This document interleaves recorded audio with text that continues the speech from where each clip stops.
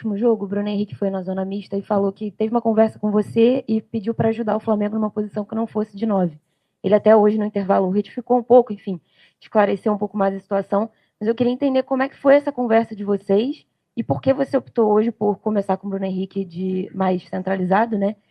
Mesmo tendo, por exemplo, o Juninho voltando para o banco, enfim, e entrou ali no final também. Obrigada. Bom, o Bruno, umas semanas atrás, falou para mim que ele se sentia mais confortável jogando em outra posição, mas que estaria à disposição sempre para ajudar no que eu precisasse. Mas, claro, tendo o Pedro à disponível, optei por colocar o Bruno na posição que ele pediu, no caso, para que ele se sentia mais confortável. Mas sempre está na frente do interesse pessoal, o interesse da equipe, que a equipe precisa. E hoje eu, na minha cabeça, entendi que a equipe precisava do Bruno Henrique de 9, e assim foi. Ele se colocou à total disposição. Hoje precisamos disso, precisamos do sacrifício dos jogadores para poder ajudar o Flamengo, ajudar a equipe. Infelizmente não conseguimos a vitória e sempre vai cair a culpa nos jogadores de sempre, vão sempre os que estão fora eram os que deveriam ter jogado, isso é sempre assim no futebol, mas eu sempre sigo, como eu falo para vocês, a minha convicção do que eu acho que é melhor para a equipe. Felipe, boa noite. Gabriel Orfan, canal Paparazzo Rubro Negro e Revista Placar. Felipe, ainda falando sobre essa questão do ataque, o seu time cresceu muito de produção no segundo tempo, especialmente após as substituições.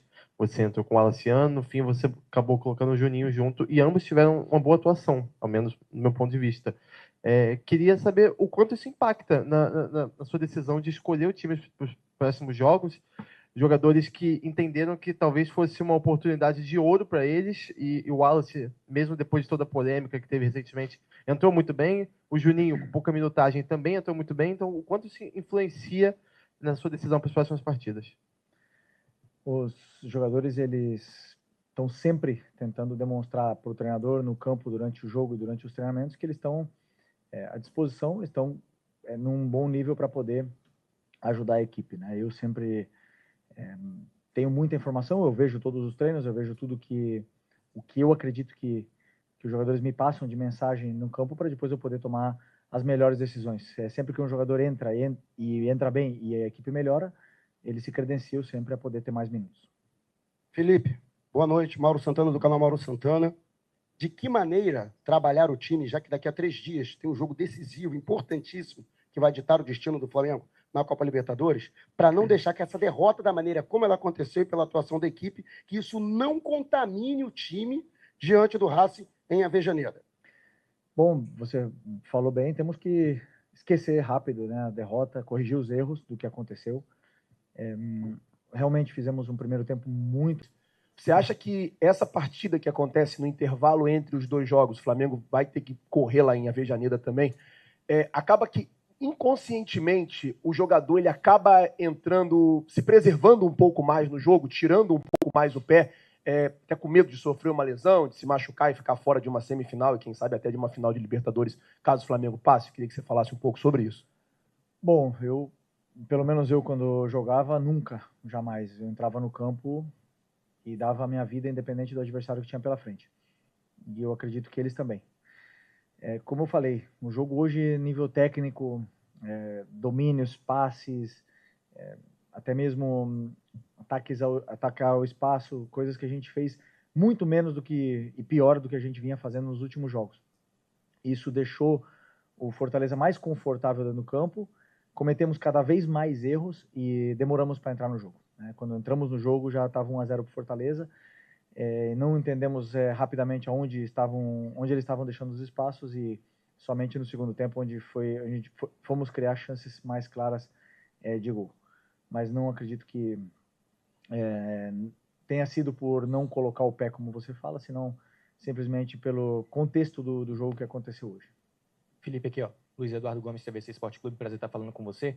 Você comentou, depois do jogo contra o Racing, depois do primeiro jogo, que esse contra o Fortaleza era o mais importante do ano. Você repete a mesma coisa, né? Falando agora sobre o próximo jogo pela competição continental.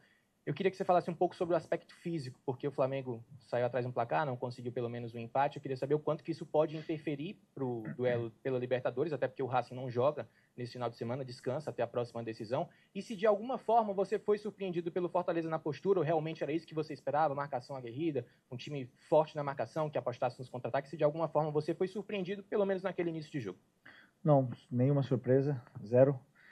Um treinador com as ideias muito claras, estava muito evidente o que ia acontecer no jogo e sabíamos que íamos ter dificuldade para poder entrar nesse bloco do Fortaleza e que eles iam apostar sempre na transição, que já foi assim contra o Cruzeiro, né, com o Breno Lopes e hoje Barreiro, né, Barreiro o atacante. Então sabíamos bem dessa dupla de ataque e dos contra-ataques que eles iam nos proporcionar. Por outro lado, a parte física, viemos de 3 jogos em 6 dias, afeta um pouco, mas agora para quarta-feira temos 4 dias, e isso aí nos permite recuperar os jogadores fisicamente. Titular do Flamengo para enfrentar o Racing, contando também com esse desgaste de viagem, Rio de Janeiro, Fortaleza, Argentina, que vai ser praticamente assim. O que te motivou a trazer algumas peças titulares hoje da equipe do Flamengo para esse jogo do Fortaleza, que na teoria não foi bem assim, mas na teoria seria um jogo mais fácil? Bom, primeiro que o time que entrou no campo hoje é o time que eu acreditava que era o melhor para ganhar do Fortaleza. E tenho que pensar, na minha opinião, simplesmente em ganhar do Fortaleza, era o que eu tinha na minha mente. E eram jogadores que estavam bem recuperados, estavam frescos, estavam em um bom momento para poder vencer, tendo em conta tudo o que aconteceu nos últimos 3 jogos antes desse jogo do Fortaleza. Infelizmente não vencemos e sempre vai entrar na questão poupar, não poupar, se poupa tá errado, se não poupa tá errado. Então, como eu falo sempre, sigo as minhas convicções e vocês, claro, estão aí para criticar ou para elogiar. Há muito tempo que a gente não se vê. E eu gostaria de saber, pelas experiências que você fez durante essa partida, você colocou Plata, o Bruno Henrique, Juninho, o Alacian. Claro que você não vai adiantar agora, mas isso te ajudou a ter uma definição em relação de quem deve ser o 9 para o jogo decisivo diante do Racing? Todos eles já jogaram de 9. Todos eles que você citou. Bruno Henrique, Plata, Wallace, Juninho. Opções eu tenho. O jogo de hoje é um jogo totalmente diferente do que vai acontecer na próxima quarta-feira. Como eu falei, ainda vou estudar bem como vai ser o próximo jogo e a partir daí montarei o plano de jogo e os jogadores que vão jogar.